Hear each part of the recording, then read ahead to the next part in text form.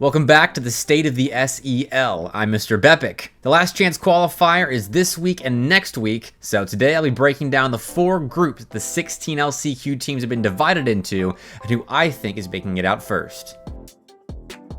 First up, Group 1, including Alabama, Auburn, UAH White, and Clemson, seeded in that order. Match 1 is the number 1 seeded Alabama, number 4 seeded Clemson, taking each other on. And this is a tough matchup for Clemson, who are trying to right their season of a lot of wrongs. They've barely squeaked into playoffs or the LCQ by beating their B team to get to this point. And Alabama, kind of white hot right now. They very well could be in the playoffs after finishing 3rd in Group 3 with a 6-1 record, just narrowly missing out based on game win percentage. So Alabama, I think, looking to go 2-0 right into playoffs, make an easy go of the LCQ, and it is a tough draw for Clemson. So I'm taking the Crimson Tide in this match. Then Auburn and UAH White a little bit closer, but UAH White is kind of in the same boat as Clemson, trying to right the ship of this season that has not really gone great for them. Whereas Auburn, yes, they finished 4-3, but that's in a very difficult and hotly contested Group 3, which they lost to Alabama, who I just said is one of the hottest teams in the LCQ right now, in Game 5. So as long as Auburn can kind of sort out their series closing abilities, which has been a struggle for them, I think they should take UAH White down fairly easily. But once they win that series and move on to play Alabama, it's a different story. In the last month and a half, Bama is 2-0 against Auburn with a reverse sweep and a best-of-5 in there, and then a Game 7 win over the Tigers, which Auburn's struggling to close out big series right now. They've had a pair of Game 5 losses, one of those being the Bama series, and the other one against Cumberland, which shows that Auburn is right there against the top teams in the SEL right now, but they just can't close things out. That, in addition to being 0-2 against Alabama, ending their SEL regular season on an 0-3 run against the top 3 seeds out of Group 3, Auburn's kind of trending down right now, whereas Alabama, they finished their group stage 4-0, which 2 DQs in there, but it was against UNA and Baylor, who they would have been sweeping, let's be honest, if they had played them. So Alabama, I'm going to give the nod to them in this matchup. I think it'll be close, but I do think the Crimson Tide take it and Group 1. Now, moving into Group 2, which includes Louisiana Tech, UNCC, UAB, and ECU, seated in that order, which means the first matchup is Louisiana Tech versus East Carolina, and I'm going to pick Louisiana Tech here. East Carolina just doesn't have the playmaking ability to keep up with Louisiana Tech right now, who just took down South Carolina a couple of weeks ago in Week 3, and USC's got one of the better defenses in the SEL, so if Louisiana Tech can perform against the Gamecocks, then ECU is going to struggle, as they kind of struggled a little bit against UAB in Week 4. That was played out on my stream, and they only put in 4 goals across 4 games. So if they're struggling against UAB, granted there wasn't much to play for in that series except for seeding, but if you are going to struggle against UAB, you're going to struggle against Louisiana Tech. So I'm picking the Bulldogs here.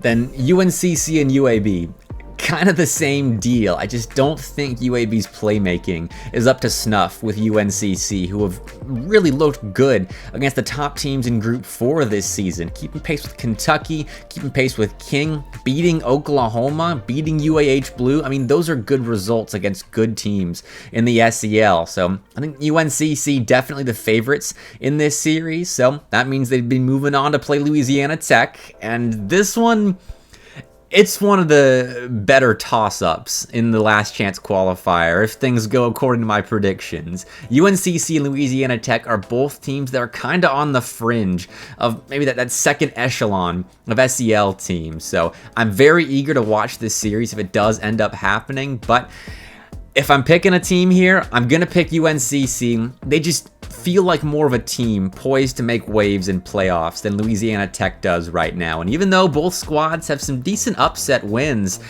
I think UNCC is just a little bit hotter compared to Louisiana Tech right now. But I think it's a series that is about 50-50. So very eager to see if I actually get this prediction right. And now, Group 3, we have Florida Atlantic, Florida, Arkansas, and Montevallo seeded in that order. So, first matchup, FAU versus Montevallo, and I want to give Montevallo some credit here as they've looked all right this season, but going up against FAU and Hammy Crackers, this just screams a series that Hammy's about to take over, and that's not even taking into account Damage and Mitra, who have had their fair of series this season where they have really looked the part of a potential contender in the SEL. So Montevallo, I'm sorry, I'm picking FAU here, and it could very well be a sweep if everything's clicking for the Owls. Florida and Arkansas, another kind of easy pick right now. Florida actually 3-0'd Arkansas all the way back in week 3, so I've got precedent here to pick Florida, and I've watched them a lot this season, and they kind of feel like the gatekeepers of the playoffs right now. Like, you beat Florida, you're a playoff team. Simple as that. But you lose to them and you're kind of on the fringe. You probably don't make playoffs. And Arkansas in that fringe area. So if they can upset the Gators and kind of avenge their loss a little bit earlier in the season, then hey, maybe there's another crazy last chance qualifier run inbound for the Hogs. But Florida, with that 3-0 in mind, with their potential in mind, I think they take this one. And then moving into the matchup against FAU, another really good second round of LCQ uppers matchup, but I do think FAU takes it. Their only losses this season being to the white-hot UTK and UGA squads that finished top 2 in Group 1. So Florida, if they can't contain Hammy Crackers or the Damage Mitra duo that's been electric at times this season, then even though they are a solid team with a fun offense to watch, I just don't think they can keep up. But this should be another best of 5 that's extremely fun to view. And if both teams are on, it really could go 4 or 5 really fun to watch games. So keep an eye on this series if it happens. And then the final group of the SEL Last Chance Qualifier, Oklahoma, South Carolina Garnet, UAH Blue, and then UTK Black. That first matchup being the Sooners versus UTK Black, and Oklahoma's a serious team right now, a contender team in the playoffs. They could make a run. UTK Black, kind of a meme team. I mean, I love Kung and his memes in the SEL Discord, but I just don't think they have a hope of beating Oklahoma right now. But as I always say, I'd love to be proven wrong right here. That would throw a big wrench into my predictions if UTK Black wins here. But so far, I'm picking Oklahoma. And South Carolina Garnet and UAH Blue, honestly, my pick for the best series in round 1 of the Last Chance Qualifier, because UAH Blue, they've got serious potential. They haven't had the season that they've wanted, obviously. 3-4 is not the result they were expecting coming into group play, but they're in the Last Chance Qualifier. And South Carolina Garnet, that's a good warm-up match for them. And South Carolina Garnet, I'm not saying they're going to lose. I have them moving forward in this series, but there is a chance for the Chargers here if South Carolina Garnet doesn't bring their A game. But if they're playing the same defense they employed against the Florida State Seminoles a couple of weeks ago when they upset them in Game 5, then I don't think UAH Blue's scoring much against this Gamecock team. So we'll see what happens, but with South Carolina Garnet moving on to be playing Oklahoma, and this is another 50-50 toss-up series for me. One of the closest matchups we could see in the entirety of the LCQ, with Oklahoma playing top teams super close and Garnet doing the same exact thing in their respective group. Again, it comes down to if South Carolina Garnet is on. If that defense is playing super well, then offenses are going to struggle against them. But if Oklahoma's offense and Bono are feeling really good, then we could see this, the series flip the other way. So I honestly don't know who's going to win this. I'm going to pick South Carolina Garnet just because I've watched a little bit more of them this season compared to Oklahoma. But this should be a Game 5 series if both teams are playing up to snuff, and I honestly cannot wait to see what happens in it.